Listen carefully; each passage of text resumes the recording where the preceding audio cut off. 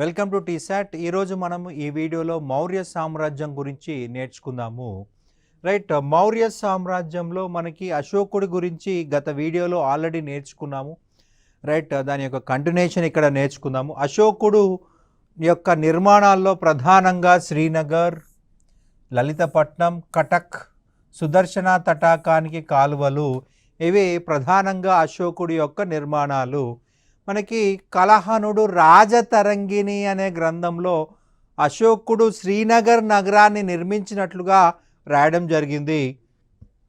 అలాగే సుదర్శన తటాకానికి కాలువలు, గిర్నార్ శాసనమును లేదా రుద్రదముడు యొక్క జునాగఢ్ శాసనంలో అశోకుడు సుదర్శన తటాకానికి కాలువలు నిర్మించినట్లుగా రాయడం జరిగింది. అశోకుడు తను మరణాంతరము మౌర్య సామ్రాజ్యం రెండు భాగాలుగా విడిపోయింది. తూర్పు వైపు భూభాగానికి దశరథుడు, పశ్చిమం వైపు భూభాగానికి కునాలుడు చక్రవర్తులుగా ఎంపికయ్యారు. దశరథుడు వచ్చేసి అశోకుడి యొక్క కుమార్తె యొక్క కుమారుడు, అంటే మనువడు. రైట్, అలాగే కునాల వచ్చేసి అశోకుడి యొక్క కొడుకు కుమారుడు. అశోకుడు పద్మావతి యొక్క కుమారుడే కునాలుడు. ఈ కునాలుడు పశ్చిమ భూభాగాలకు రాజైనాడు. రైట్, కునాల యొక్క రాజధాని తక్షశిల. కునాల యొక్క రాజధాని తక్షశిల. రైట్, దశరథుడి యొక్క రాజధాని పాటలీపుత్రము. కునాలుడు తక్షశిల కేంద్రంగా రాజధానిగా మౌర్య సామ్రాజ్యాన్ని పశ్చిమ భూభాగాలను పరిపాలిస్తే, దశరథుడు కుమార్తె యొక్క కుమారుడు ఇతను పాటలీపుత్రం కేంద్రంగా పరిపాలించాడు. రైట్, దశరథుడు పుత్ర సంతానం లేకుండా మరణించాడు. ఇక్కడ ఒక అడిషనల్ సమాచారం దశరథ గురించి చూసినట్లయితే, ఈ దశరథుడు నాగార్జున కొండ, ఇది మనకి బీహార్ నాగార్జున కొండ అండి. బీహార్ నాగార్జున కొండ మనకి మన తెలుగు ప్రాంతంలో నాగార్జున కొండ కాదు. ఈ బీహార్ నాగార్జున కొండలో 3 గుహలు కట్టించాడు. ఈ 3 గుహలు అజీవక సన్యాసులకి దానం చేయడం జరిగింది. అజీవక సన్యాసులకి దానం చేయడం జరిగింది. మనం గత సబ్జెక్టులో ఆల్రెడీ చెప్పుకున్నాము. అశోకుడు భారతదేశ చరిత్రలోనే తొలిసారిగా గుహలను నిర్మించిన వాడు అని చెప్పుకున్నాము. తొలిసారిగా గుహలు నిర్మించాడు. భారతదేశ చరిత్రలోనే తొలి గుహలు బారాబార్ గుహలు. ఈ బారాబార్ గుహలని అశోకుడు అజీవకులకి దానం చేశాడు. అవి 4 గుహలు. ఇక్కడ దశరథుడు 3 గుహలు కట్టించి అజీవకులకు ఇచ్చేశాడు. రైట్, మనకి దశరథుడు పాటలీపుత్రం కేంద్రంగా పరిపాలించాడు. అజీవకుల కోసము నాగార్జున కొండ బీహార్లో రైట్ 3 గుహలు కట్టించాడు. రైట్, కునాల తర్వాత రాజు వచ్చేసి సంప్రతి అండి. కునాల తర్వాత రాజు వచ్చేసి సంప్రతి. ఈ సంప్రతి కాలంలో దశరథుడు పుత్ర సంతానము లేకుండా మరణించాడు. రైట్, ఈ సంప్రతి ఏం చేశాడంటే దశరథుడి తూర్పు భాగాలను కూడా విలీనం చేసి రైట్ మరలా సామ్రాజ్యాన్ని ఒకటిగా చేసేసాడు. పశ్చిమ భూభాగాలు తూర్పు భూభాగాలు రెండింటిని కలిపేసి రైట్ సామ్రాజ్యాన్ని ఒకటిగా చేశాడు. ఈ సంప్రతి చూసినట్లయితే జైన మతస్థుడు సుహాస్తిన్ అనే జైన మత గురువు వలన జైన మతంలోకి మారాడు. అశోకుడికి బౌద్ధ మతం ఇచ్చిన గురువు ఎంత ఎగ్జామ్ పాయింట్ ఆఫ్ ఇంపార్టెంటో ఇక్కడ ఈ సుహాసిన్ కూడా అంతే ఇంపార్టెంట్. సుహాస్తిన్ అనేటువంటి జైన మత గురువు సంప్రతికి జైన మతాన్ని ఇవ్వడం జరిగింది. రైట్, అశోకుడు ఎలాగైతే బౌద్ధ మతాన్ని చాలా గొప్పగా ప్రచారం చేశాడు, అంతే గొప్పగా జైన మతాన్ని ప్రచారం చేశాడు సంప్రతి. సో ఇతన్ని జైన అశోక అని చెప్పేసి చెప్పడం జరిగింది. ఓకే, సంప్రతిని ఏమని పిలిచారండి? జైన అశోక. అశోకుడు లాగా బౌద్ధ మతము రైట్, అశోకుడు చాలా గొప్పగా బౌద్ధ మతాన్ని ఎలాగైతే ప్రచారం చేశాడో అంతే గొప్పగా జైనాన్ని ప్రచారం చేశాడు సంప్రతి. సో జైన అశోకగా పిలువబడ్డాడు సంప్రతి. రైట్, బృహదదుడు ఈ మౌర్య వంశంలోనే చిట్ట చివరి రాజు బృహదదుడు. రైట్, ఇతను బౌద్ధ మతస్థుడు. ఈ యొక్క మౌర్యులు బౌద్ధ మతమా లేదా జైన మతానికి అత్యంత ప్రాధాన్యతలు ఇవ్వడం జరిగింది. సో బౌద్ధ మతము జైన మతం బలంగా ఉన్నప్పుడు యజ్ఞయాగాలు ఆగిపోయాయి. యజ్ఞయాగాలు లేని కారణంగా బ్రాహ్మణులకి పని లేదు. సో బ్రాహ్మణుల యొక్క మతం లేదా వైదిక మత పునరుద్ధరణ కోసము పుష్యమిత్ర శుంగుణ్ణి తమ నాయకుడిగా ఎంపిక చేసుకోవడం జరిగింది. మనకి హర్ష చరిత్ర చూసినట్లయితే బాణుడు రాశాడు ఈ హర్ష చరిత్రని. వైదిక మత పునరుద్ధరణ చేయడం కోసము ఈ పుష్యమిత్ర శుంగుడు అనేవాడు బృహదతని చంపివేయడం జరిగింది. రైట్. ముందుగానే ఇతను అన్ని ప్లాన్ సెట్ చేసి పెట్టారనమాట. సరిహద్దుల్లో కూడా సైన్యాన్ని పటిష్టం చేసి పెట్టారు. సైన్యం ముందే బృహదతను పుష్యమిత్ర శుంగుడు హత్య చేయడం జరిగింది. రైట్. పుష్యమిత్ర శుంగుడు అనేవాడు బ్రాహ్మణ మంత్రి, రైట్, బ్రాహ్మణ సైనిక అధికారి, రైట్. బ్రాహ్మణులను తిరిగి అధికారులను తీసుకురావడం కోసం, వైదిక యజ్ఞయాగాలను తిరిగి పునరుజ్జీవింపజేయడం కోసము రైట్ పుష్యమిత్ర శుంగుడు యొక్క బృహదతను చంపేశాడు. రైట్. చంపేసి శుంగ వంశాన్ని ప్రారంభించినట్లుగా హర్ష చరిత్రలో బాణుడు రాయడం జరిగింది. రైట్. ఇక నెక్స్ట్ అడ్మినిస్ట్రేషన్ గురించి నేర్చుకుందామండి. మౌర్యుల యొక్క పరిపాలన గురించి తెలియజేసిన గ్రంథాలు అంటే అర్థశాస్త్రము మరియు ఇండికా. ఈ రెండు గ్రంథాల్లో మౌర్యుల యొక్క సమగ్ర సమాచారం ఉంది. ఇక శాసనాలు అంటే అశోకుడి శాసనాలను గుర్తుపెట్టుకోవాలి. అశోకుడి శాసనాల్లో కూడా మనకి పరిపాలన సంబంధించిన సమాచారం లభిస్తుంది. మౌర్యుల కాలంలో పాలన విషయం చూసినట్లయితే 5 నుంచి 10 గ్రామాల కలయికతో గోపుడు అనే అధికారి పాలించేవాడు. 5 నుంచి 10 గ్రామాల కలయికతో గోపుడు అనే అధికారి పాలించేవాడు. రైట్. మౌర్యుల కాలంలో పూర్తి అధికారాలు చక్రవర్తికే ఉండేవి. సో చక్రవర్తి అధీనంలో అన్నీ ఉండడం వల్ల ఏమంటున్నాం, కేంద్రీకృత పరిపాలన వ్యవస్థ అంటున్నాము. రాజు చేతిలో పూర్తి నియంత్రణ ఉంది కాబట్టి కేంద్రీకృత పరిపాలన, రైట్, కేంద్రీకృత రాచరిక వ్యవస్థ అని చెప్పాలి. వీళ్ళు ఉద్యోగస్తులకి చాలా ప్రాధాన్యత ఇచ్చారు. ఉద్యోగ సామ్యము. మనకి భారతదేశ చరిత్రలో అత్యధిక మంది ఉద్యోగులను నియమించుకున్నది మౌర్యులే. మొట్టమొదటిసారిగా అత్యధిక ఉద్యోగులను నియమించుకుంది మౌర్యులే. వీరి కాలంలో చక్రవర్తికి సహకరించడానికి మంత్రిమండలి ఉండేది. రైట్. ఈ మంత్రిమండలిని సమన్వయం చేయడానికి అమాత్యుడు అనేటువంటి అధికారి ఉండేవాడు. రైట్. కౌటిల్యుడు ఏం చెప్పాడంటే, మనకి ఎద్దుల బండి ఉంది. ఎద్దుల బండి నడవాలంటే 2 చక్రాలు ఉండాలి. ఒక చక్రం ఉంటే అది ముందుకెళ్ళదు, 2 చక్రాలు ఉంటేనే ముందుకెళ్తుంది. సో బండికి ఒక చక్రంతో ఎలా నడపలేమో రాజుకి మంత్రిమండలి లేకుండా పరిపాలన చేయలేము అని కౌటిల్యుడు వివరించాడు. రైట్. భారతదేశ చరిత్రలో మొదటిసారిగా మంత్రిమండలిని ప్రవేశపెట్టింది కూడా మౌర్యులే. రైట్. మనకి అర్థశాస్త్రం చూసినట్లయితే కేంద్రంలో 34 పరిపాలనా శాఖలు ఏర్పాటు చేసినట్లుగా మనకు తెలుస్తూ ఉంది. మౌర్యులు కేంద్ర స్థాయిలో 34 శాఖలు. రైట్. ప్రస్తుతం మనకి వివిధ ప్రభుత్వ శాఖలు మనకి ఫర్ ఎగ్జాంపుల్ చూసినట్లయితే రాష్ట్రాల్లో కావచ్చు, కేంద్రంలో కావచ్చు, ప్రత్యేక డిపార్ట్మెంట్లు అనేవి ఏర్పాటు చేశారు. విద్యాశాఖకు ఒక డిపార్ట్మెంటు, ఎలక్ట్రిసిటీకి ఒక డిపార్ట్మెంటు, శానిటేషన్కి ఒక డిపార్ట్మెంట్ ఎలాగైతే ఉన్నాయో మౌర్యుల కాలంలో ఇక్కడ 34 పరిపాలనా శాఖలు ఉండేవి. ప్రతి శాఖకి ఒక స్వతంత్ర అధ్యక్షుడు ఉండేవాడు. అతన్ని మనం దేంతో కంపేర్ చేసుకోవచ్చు అంటే ప్రస్తుత ప్రధాన కార్యదర్శితో. మనకి విద్యాశాఖకి ఒక ప్రధాన కార్యదర్శి, రైట్, ఆరోగ్య శాఖకు ఒక ప్రధాన కార్యదర్శి, ఇట్లా ప్రతిదానికి ఒక శాఖ ఉండేది. 34 పరిపాలనా శాఖలు ఏర్పాటు చేశారు. ఆ శాఖకి అధ్యక్షుడిగా కూడా ఉండడం జరిగింది. రైట్. కొన్ని ఎగ్జాంపుల్ చూసినట్లయితే అకార అధ్యక్ష, గనుల శాఖ పైన అధికారి. అకార అధ్యక్ష, గనుల శాఖ పైన అధికారి. దేశంలో ఉన్న గనులన్నిటిపైన అధికారం కలిగిన వ్యక్తి. రైట్. ఎవరైనా కానీ గనులని పొందినట్లయితే అందు నుంచి 1/2 వంతు పన్ను కింద పే చేయాల్సి ఉంటుంది. ఓకే, కేజీ బంగారం తవ్వారు గనుల నుంచి అనుకుందాం, అందులో 1/2 కేజీ ట్యాక్స్ కట్టాలి. బంగారం కావచ్చు, వెండి కావచ్చు, ఇనుము కావచ్చు, ఇవన్నీ గనులు. ఆ గనుల నుంచి సేకరించినటువంటి లోహాలని రైట్ సగంకి ట్యాక్స్ కింద పే చేయాల్సి ఉంటుంది.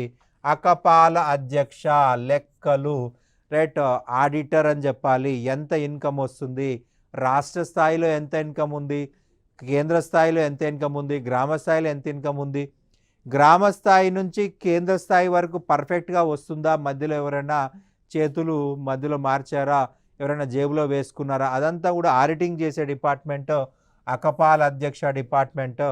పన్యాధ్యక్ష వాణిజ్యము వ్యాపారం పైన అధికారి, వాణిజ్యము వ్యాపారం పైన అధికారి.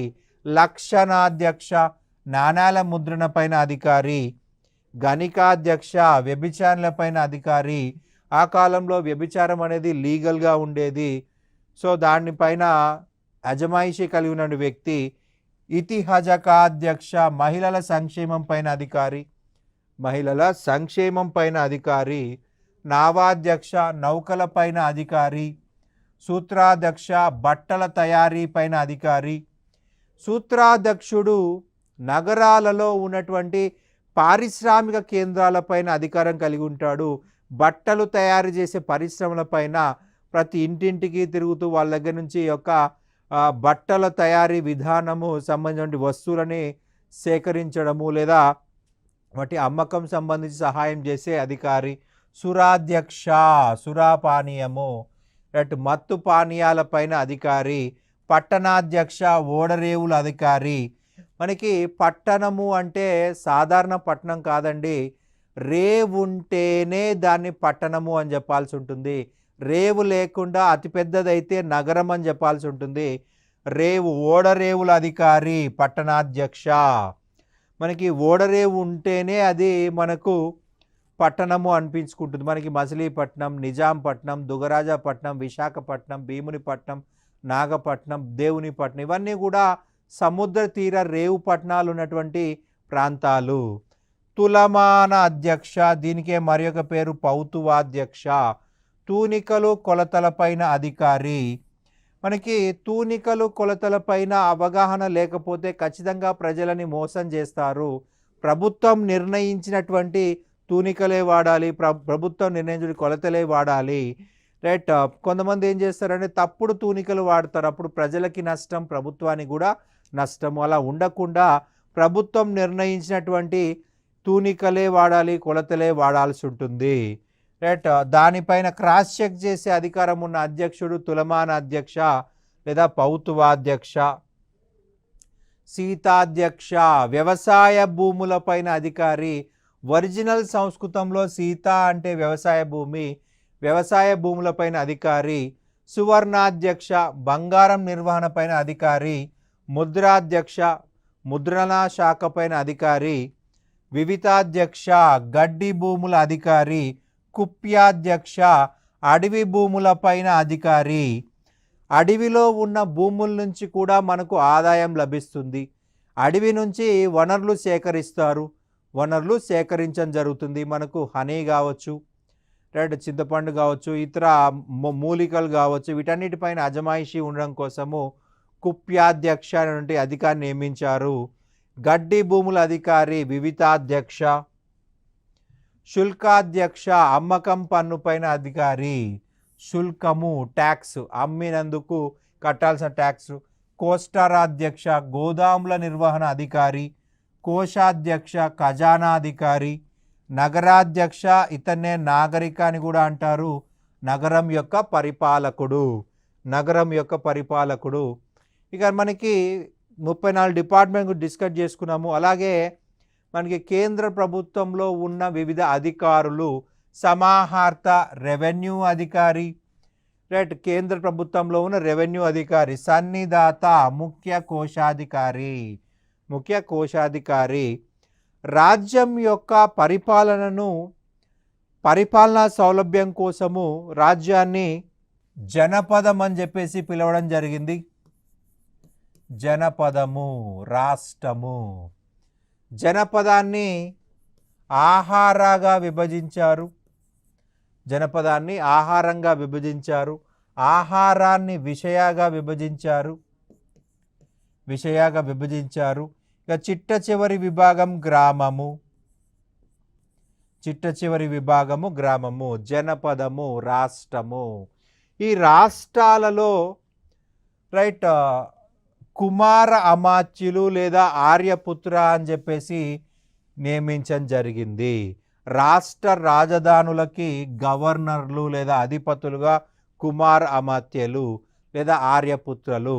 మనకి రాజు యొక్క కుమారుడు అయితే మనకు కుమార అమాత్య అంటారు. రాజు యొక్క కుమారుడు గవర్నర్ అయితే కుమార అమాత్య అని పిలవడం జరుగుతుంది. ఓకే, రాజు కుటుంబానికి చెందని వ్యక్తి గవర్నర్ అయితే ఆర్యపుత్ర అని చెప్పేసి అంటారు. మొదటి 3 మనకి మౌర్యుల కాలంలో 4 రాష్ట్రాలు ఉన్నాయండి. ఉత్తరాపదం, రాజధాని తక్షశిల, దక్షిణాపదం, రాజధాని సువర్ణగిరి, అవంతిపదం, రాజధాని ఉజ్జయిని, అలాగే ప్రాచ్యాపదం, తోసాలి, దీనికే మరి ఒక పేరు తోసాలి మరియు తౌలి. రైట్, ప్రాచ్య అంటే తూర్పు. రైట్, ప్రాచ్యము అంటే తూర్పు అండి. మనకి మొదటి 3 రాష్ట్రాలు చంద్రగుప్త మౌర్యుడు ప్రారంభించగా 4వ రాష్ట్రాన్ని అశోకుడు ప్రారంభించాడు. రైట్, ఉత్తరాపదము, దక్షిణాపదము, అవంతిపదం ఈ 3 రాష్ట్రాలని చంద్రగుప్తుడు ప్రారంభించాడు. ఈ ప్రాచ్యాపదాన్ని అశోక ప్రారంభించాడు. ఉత్తరాపదం, దక్షిణాపదం, అవంతిపదం 3 చంద్రగుప్త మౌర్యుడు ప్రారంభించాడు. ప్రాచ్యాపదాన్ని అశోకుడు ప్రారంభించడం జరిగింది. రైట్, మౌర్యుల కాలంలో సువర్ణగిరిని శాతవాహనులు పరిపాలించినట్టు ఆధారాలు లభ్యమైనాయి. వీరి కాలంలో గల మంత్రిమండలి గురించి 3 మరియు 6 శాసనాలలో తెలియజేశాడు. రైట్, మౌర్యుల మంత్రిమండలి గురించి 3వ శాసనంలో 6వ శాసనంలో తెలియజేయడం జరిగింది. చక్రవర్తి దూతల ద్వారా రాజ్య విషయాలను గవర్నర్లకు తెలియజేశాడు. గవర్నర్ల యొక్క పరిపాలనను వేగుల ద్వారా తెలుసుకున్నాడు. వేగులు అంటే స్పైలు, గూఢచారులు అన్నమాట. గవర్నర్ల యొక్క పరిపాలన గురించి వేగుల ద్వారా తెలుసుకునేవారు. రైట్, వీరి కాలంలో పాటలీపుత్రం గురించి ఇండికా గ్రంథంలో తెలియజేయడం జరిగింది. ఇండికా గ్రంథంలో మనకి 30 మంది సభ్యుల గురించి 6 కమిటీల గురించి వివరించడం జరిగింది. 6 కమిటీలు ఉన్నాయి. ప్రతి కమిటీలో కూడా 5 సభ్యులు. సో ఈ 6 కమిటీల ద్వారా పాటలీపుత్రాన్ని అభివృద్ధి చేయడం జరిగింది అని ఇండికాలో మెన్షన్ చేయడం జరిగింది. ఆ కమిటీలు చూసినట్లయితే పరిశ్రమల కమిటీ, విదేశీ వ్యవహారాల కమిటీ, జనాభా లెక్కలు, వాణిజ్యము, తూలికలు, వస్తు విక్రయాలు, పన్నుల వసూలు. అయితే మనకు ప్రపంచంలో విభిన్నంగా మౌర్యులు నిర్వహించింది 2 అంశాలండి. జనాభా లెక్కలు మరియు విదేశీ వ్యవహారాలు. ఈ 2 కూడా ప్రపంచంలో ఎవరూ ప్రారంభించలేదు, మౌర్యులే ప్రారంభించారు. ప్రపంచ చరిత్రలో తొలిసారిగా జనాభా లెక్కలు సేకరించినది మౌర్యులు. రైట్, వేరే దేశస్తులని కాపాడింది మౌర్యులు. భారతదేశ చరిత్రలో మొట్టమొదటిసారిగా జనాభా లెక్కల సేకరణ ప్రారంభించింది మౌర్యులే. ప్రపంచంలో కూడా తొలిసారిగా జనాభా లెక్కలు సేకరించింది మౌర్యులే. రైట్, మనకి ప్రధానంగా చూసినట్లయితే జనాభా లెక్కలు అత్యంత ముఖ్యమైనవి. మనిషి మనుగడకి అత్యంత ముఖ్యమైనది, రాజ్య పరిపాలనకు అత్యంత ముఖ్యమైనది. ఎంతమంది పన్నులు పే చేస్తున్నారు, ఎంతమంది ట్యాక్స్ పేయర్స్ ఉన్నారు, ఎంతమంది ప్రభుత్వం పైన ఆధారపడుతున్నారు, ఎంతమంది ప్రభుత్వం నుంచి వచ్చే నిధుల కోసం వెయిట్ చేస్తూ ఉన్నారు, ప్రభుత్వ ఉద్యోగులు ఎంతమంది, ఇవన్నీ కూడా తెలుసుకోవడానికి ఉపయోగపడుతుంది. మనకు సింపుల్గా అర్థం కావాలంటే ఈ మధ్యకాలంలో మనకు కరోనా పాండమిక్ వచ్చింది. సో ఎంత జనాభా భారతదేశంలో ఉంది అని తెలియకపోతే మనకు ఎంత డోసులను తయారు చేస్తారు, ఎన్ని డోసులను తయారు చేస్తారు, సో మన సో జనాభా ఇంత అని తెలిసింది కాబట్టి మనకి ఇన్ని డోసులను తయారు చేయగలుగుతారనమాట. రైట్, జనాభా లెక్కలు మొట్టమొదటిసారిగా సేకరించింది మౌర్యులే. రైట్. మౌర్యుల తర్వాత మళ్ళీ ఎవరూ కలెక్ట్ చేయలేదు. మళ్ళీ బ్రిటిష్ వాళ్ళు లార్డ్ మేయో అనేవాడు మొదలు ప్రారంభించడం జరిగింది. మౌర్యుల కాలంలో పట్టణ స్థానిక స్వపరిపాలన గురించి కూడా ఆధారాలు ఉన్నాయి. రైట్. ఆర్థిక వ్యవస్థ చూసినట్లయితే మౌర్యుల యొక్క ప్రధానంగా వ్యవసాయమే ముఖ్యమైన వృత్తి. వ్యవసాయమే ప్రజల యొక్క ముఖ్యమైన వృత్తి. రైట్. ప్రధానమైన ఆదాయం భూమిశిస్తూ పండిన పంటలో 1/4 వంతు పంటలో 1/4 వంతు ఇక్కడ వసూలు చేయడం జరిగింది. రైట్. మౌర్యుల యొక్క పన్నుల విధానము గురించి వివరించబడినటువంటి శాసనము అని చెప్పేసి అంటారు రుమ్మిండై శాసనము. రుమ్మిండై శాసనము మౌర్యుల యొక్క పన్నుల విధానము గురించి తెలియజేసిన శాసనము. బలి బాగా అనే 2 రకాల పన్నులని ఇందులో వివరించడం జరిగింది. రైట్. మౌర్యుల కాలంలో వెండి నాణ్యాలు, రాగి నాణ్యాలు ఉన్నాయి. వెండి నాణ్యాలు పనాలు, కార్షపనాలు, కార్షపనాలు. రాగి నాణ్యాలు మషకా. రాగి నాణ్యాలని మషకా అని పిలిచేవారు. వెండి నాణ్యాలని పనాలని చెప్పేసి, కార్షపనాలని చెప్పేసి పిలవడం జరిగింది. రాగి నాణ్యాలని మషకా అని చెప్పేసి పిలవడం జరిగింది. రైట్. ఇక పన్నుల విషయం చూసినట్లయితే బలి, రాజు గౌరవార్థం చెల్లించే పన్ను బలి. రాజు గౌరవార్థం, రాజు పేరు మీద ఇచ్చే పన్ను. బాగా భూమిశిస్తు పండిన పంటలో 1/4 వంతు బాగా కింద వసూలు చేశారు. మౌర్యుల కాలంలో వర్తక సంఘాలను శ్రేణులు అనేవారు. శ్రేణుల యొక్క అధిపతి జ్యేష్ఠక. రైట్. శ్రేష్ఠి అని కూడా పిలుస్తారు, జ్యేష్ఠక అని కూడా పిలుస్తారు. రైట్. శ్రేష్ఠి అనేది సంస్కృత పదము, జ్యేష్ఠక అనేది ప్రాకృత పదము. మౌర్యుల కాలంలో ఆషాఢం, జూలై నెలలో వారి యొక్క ఆర్థిక సంవత్సరం ప్రారంభమవుతుంది. ఆర్థిక సంవత్సరం ఎప్పటి నుంచి ప్రారంభమవుతుంది? జూలై నెల లేదంటే ఆషాఢం మంత్లో ఆర్థిక సంవత్సరం ప్రారంభమవుతుంది. ముఖ్యమైన రేవు పట్టణాలు సోపారా, కళ్యాణ, బ్రోచ్, తామ్రలిప్తి. మనకి సోపారా మహారాష్ట్ర, కళ్యాణ మహారాష్ట్ర, బ్రోచ్ గుజరాత్, తామ్రలిప్తి బెంగాల్. ఇవి మనకి ముఖ్యమైన రేవు పట్టణాలని చెప్పాల్సి ఉంటుంది. మౌర్యులు ఎక్కువగా శ్రీలంక, బర్మాలతో వ్యాపారం చేసేవారు. రైట్. మౌర్యుల కాలంలో విదేశీ వస్తువులు దొరికే ప్రాంతం తక్షశిల. విదేశీయులు తక్షశిలకు వచ్చి అక్కడ వాళ్ళ వస్తువులను అమ్ముకోవడం వల్ల రైట్ మనకి ఇక్కడ విదేశీ వస్త్రాలు, బట్టలు అన్నీ కూడా ఇక్కడ లభించేవి. మౌర్యుల కాలంలో బంగారం లభించే ప్రాంతము సువర్ణగిరి. రైట్. ఇక నెక్స్ట్ సమాజంలోని పరిస్థితులు చూసినట్లయితే మౌర్యుల కాలంలో చాతుర్వర్ణ వ్యవస్థ ఉంది. బ్రాహ్మణ, క్షత్రియ, వైశ్య, శూద్ర, దీన్నే చాతుర్ణ వ్యవస్థ అంటున్నాము. చాతుర్వర్ణ వ్యవస్థ. చాతుర్ 4 వర్ణ 4 వర్ణాలు, చాతుర్వర్ణ వ్యవస్థ. మౌర్యుల కాలంలో 7 కులాలు ఉండేవని మెగస్తనీస్ తన ఇండికాలో చెప్పడం జరిగింది. సమాజంలో బహుభార్యాత్వం ఉంది, సతీ సహగమనము, కన్యాశుల్కం ఉండేది. బహుభార్యాత్వము, ఒకరికంటే ఎక్కువ మంది మహిళలను పెళ్లి చేసుకోవడము. భర్త చనిపోయిన తర్వాత భర్త శరీరంతో పాటు చితిమంటలో దూకడం సతీ సహగమనము. కన్యాశుల్కము, పెళ్లి చేసుకోవడం కోసము పెళ్లి కూతురు యొక్క తండ్రికి డబ్బులు ఇచ్చి పెళ్లి చేసుకోవడమే కన్యాశుల్కము. రైట్. వీరి కాలంలో కన్యాశుల్కంలో భాగంగా 2 గోవులను ఇచ్చేవారు, 2 ఆవులను ఇచ్చేవారు.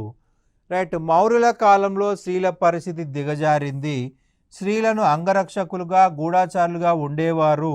మహిళలను అంగరక్షకులుగా నియమించేవారని స్ట్రాబో తెలియజేశాడు. మహిళల్ని అంగరక్షకులుగా నియమించేవాడని స్ట్రాబో తెలియజేశాడు. ఇక న్యాయ వ్యవస్థ చూసినట్లయితే శిక్షలు చాలా కఠినంగా ఉండేవి.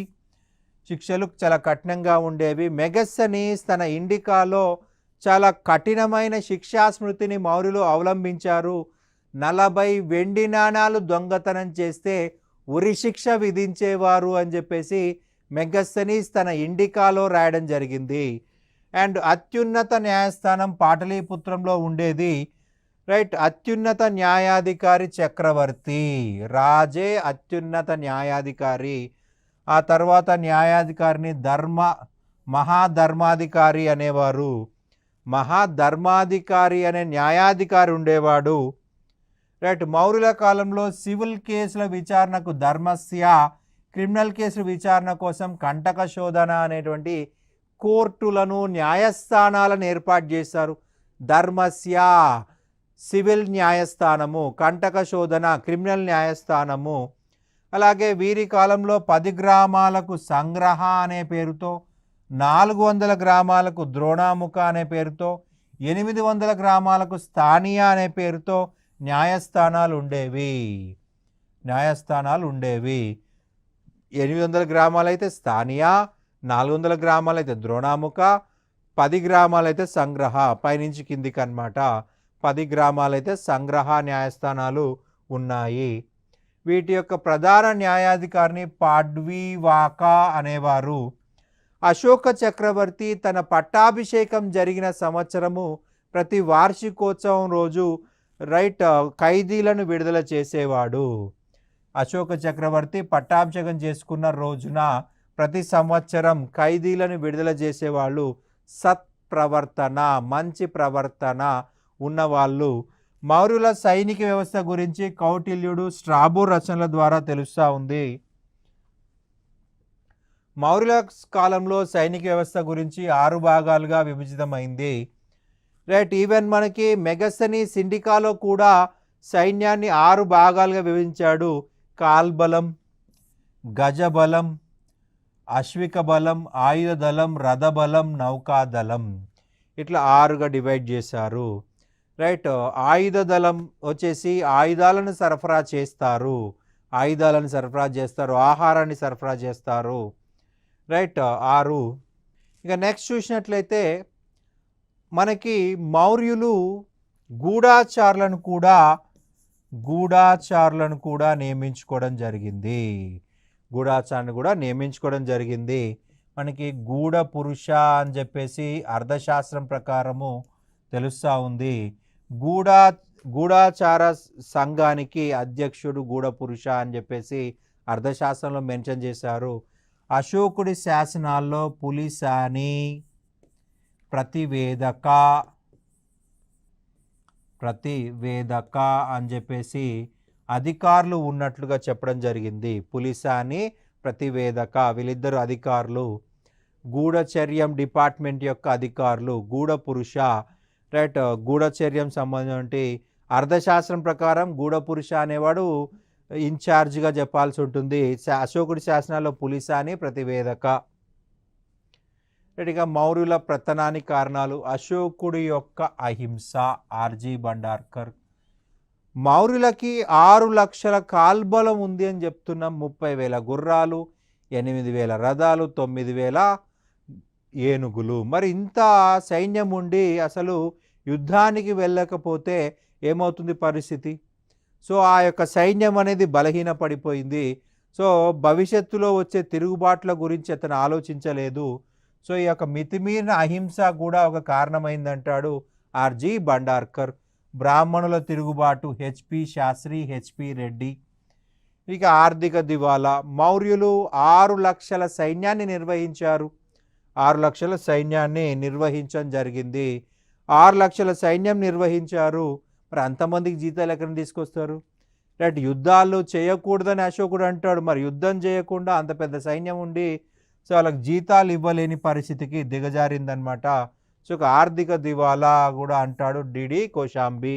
ఓకే, ఇక మన జాతీయ చిహ్నం గురించి మాట్లాడినైతే అశోకుడు యొక్క సారనాథ్ స్తంభ శాసనం నుంచి తీసుకోవడం జరిగింది. ఒక దేశం యొక్క జాతీయ చిహ్నం అనేది ఆ దేశం యొక్క అధికార చిహ్నంగా పిలువబడుతుంది.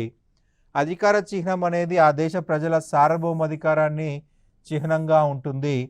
రైట్, భారతదేశం యొక్క అధికార చిహ్నము 4 సింహాల అధికార ముద్ర. రైట్, మనకి 4 సింహాల్లో 3 సింహాలు మాత్రమే కనిపిస్తాయి. రైట్ 1950 జనవరి 26 నుండి మన భారత జాతీయ చిహ్నంగా పిలువబడుతోంది. అశోకుడు నిర్మించిన సారనాథ్ స్తూపం నుండి మనకి యొక్క అశోక 3 సింహాల ముద్రను తీసుకోవడం జరిగింది. రైట్ మన భారత రాజ్యాంగము, భారత ప్రభుత్వం దీన్ని గ్రహించడం జరిగింది. రైట్ స్తూపం చూసినట్లయితే దీనికి మధ్యలో చక్రం ఉంటుంది. ఇందులో అడ్డగీతలు లేదా 24 రేఖలు ఉంటాయి. రైట్ మనకి 4 సింహాలు ఉన్నాయని చెప్పుకున్నాం. రైట్ అధికారానికి, ధైర్యానికి, ఆత్మవిశ్వాసానికి రైట్ ప్రతీకలైతే 4వ కనిపించని సింహము భారత జాతి గౌరవానికి చిహ్నము. 4వ సింహం వచ్చేసి భారత జాతి గౌరవానికి చిహ్నంగా చెప్పుకోవాల్సి ఉంటుంది. రైట్ మనకి అశోకుడు వివిధ ప్రాంతాలలో స్తంభ శాసనాలు నాటాడండి. స్తంభ శాసనాలు నాటడం జరిగింది. ప్రధానంగా చూసినట్లయితే మనకి స్తంభాలు, రైట్ వాటిపైన ఉన్నటువంటి చిహ్నాలు, వాటిపైన ఉన్నటువంటి చిహ్నాలు అని చెప్పాల్సి ఉంటుంది. రైట్ మనకి వైశాలి బీహార్ రాష్ట్రము, ఒక సింహం కనిపిస్తుంది,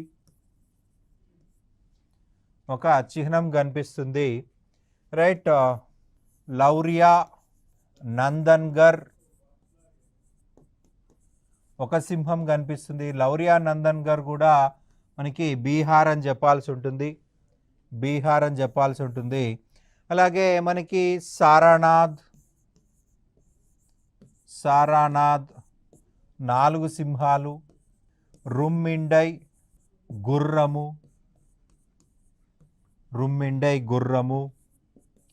రాంపూర్వ ఎద్దు.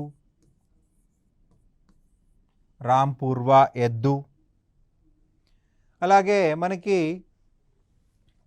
నెక్స్ట్ చూసినట్లయితే సంకీస, ఇక్కడ ఏనుగు.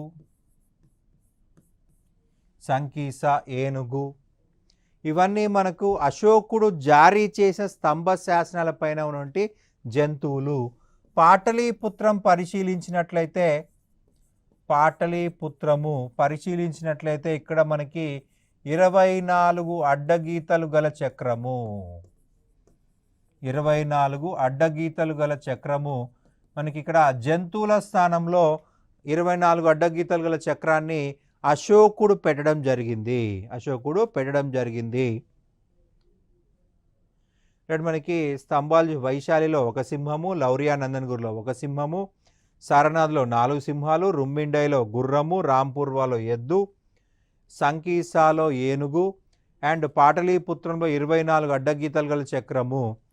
రైట్ ఇక ఫైనల్గా అశోకుడు కట్టినటువంటి స్తూపాల విషయంకి వచ్చినట్లయితే దివ్యవదన అనే గ్రంథం ప్రకారం 84,000 స్తూపాలు నిర్మించాడని చెప్పేసి తెలుస్తూ ఉంది.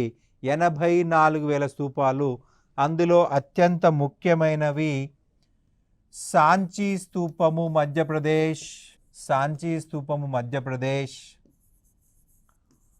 బార్హుత్ స్తూపము మధ్యప్రదేశ్, సాంచీ స్తూపము మధ్యప్రదేశ్, బార్హుత్ స్తూపం మధ్యప్రదేశ్, అమరావతి స్తూపము ఆంధ్ర.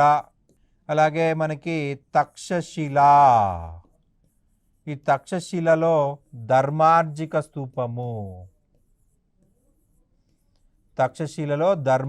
స్తూపాన్ని అశోకుడు జారీ చేయడం జరిగింది.